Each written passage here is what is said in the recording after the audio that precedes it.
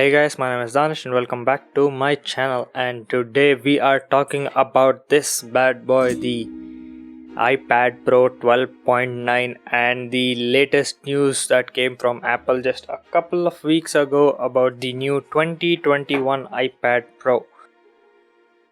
So let me put this back in its case, nice and safe. Okay, so is this too powerful?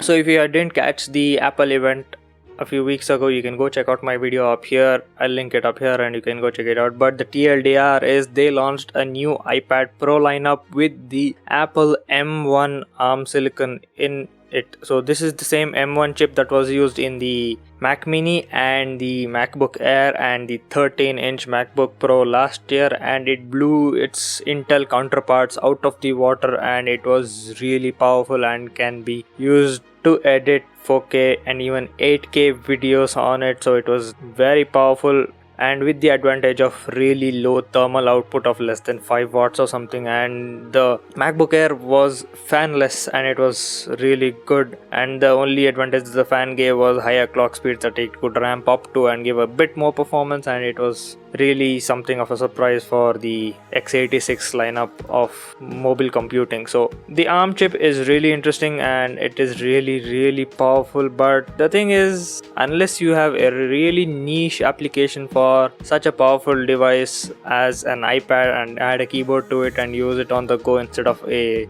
traditional laptop, there isn't a big group of people who are going to use that for that intended purpose. So I just want to talk about the alternatives and why you should not go for the Apple iPad Pro 2021. So this here model that I have here is the 2018 iPad Pro 12.9 with 64 gigs of storage and the Apple A12X Bionic chip in it, and it's still too powerful for what a normal consumer will enjoy it for. Other than some light gaming and media consumption, I really don't need to use this at all, and I'm not going to use the cameras for recording, even though it is capable of 4K 60, which is the same as my phone. I don't think it's worth it. The only advantage it gives you is long-term life for the product, and you can just keep using it for 10 plus years and not have to worry about performance issues if it doesn't break or if the battery doesn't fill up by then. So that is something else. So let's just talk about the new price of the new iPad Pro. So the 11-inch iPad Pro starts at 71,900. So this is for the base 128 gig model, and the 2TB upgraded version costs 1.7 lakh rupees. That's more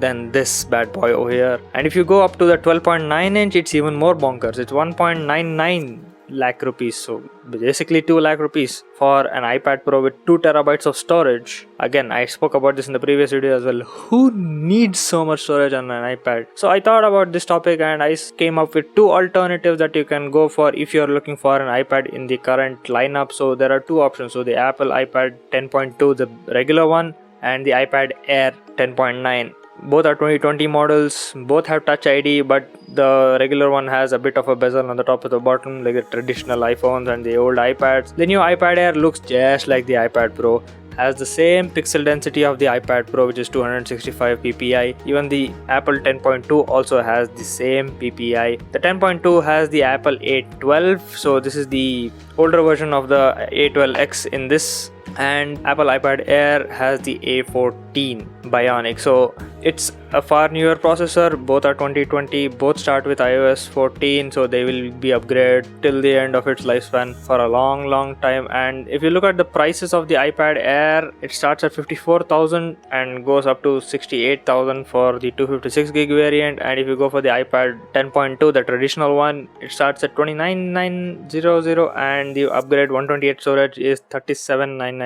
So if you're looking for just a content consumption device, the basic iPad 10.2 is more than enough for your use case, and also it has an advantage of having the headphone jack, even though it's a downgrade in terms of the specs with the cameras as well, which has just an 8MP camera at the rear with 1080p recording. Just tell me who records with their iPad Pro at 4K regularly or even ever. I've used this for a few times to record a few side angle footages for a few of my videos, but other than that, it doesn't really get used that much in the camera perspective. So I don't think you need to go for an iPad Pro to get the best performance you're looking for your use case. So if you're just sitting and playing games, content consumption, go for the iPad 10.2 if your budget is less than 30. Go for the iPad Air if you want the latest design and the looks of the iPad Pro, which is a squarey boxed off thing. And yeah, I think I don't have to go about making the distinction even more because it's not that major or different. So if I go through the specs over here, all three of these iPads have a 265 ppi pixel density. The iPad Pros have Face ID, the other two have Touch ID, one with the button and one with the power button integration, which was really sorely missed on the iPad Pro, which they could have implemented really easily, but I know why they did it on the iPad Air, to cut costs and remove the Face ID feature and reduce the price point a bit more. And yeah, I'm just rambling on, and just let me know what you think about this iPad scenario and the iPad lineup currently. So it's a bit of a mess because the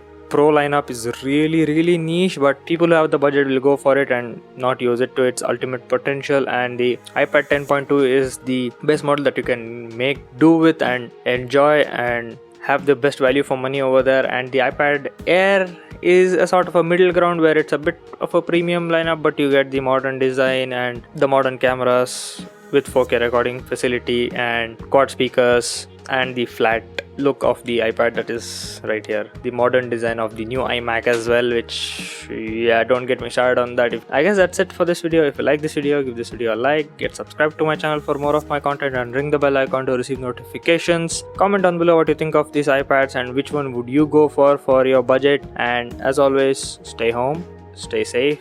I'm gonna see you guys in the next one. Peace.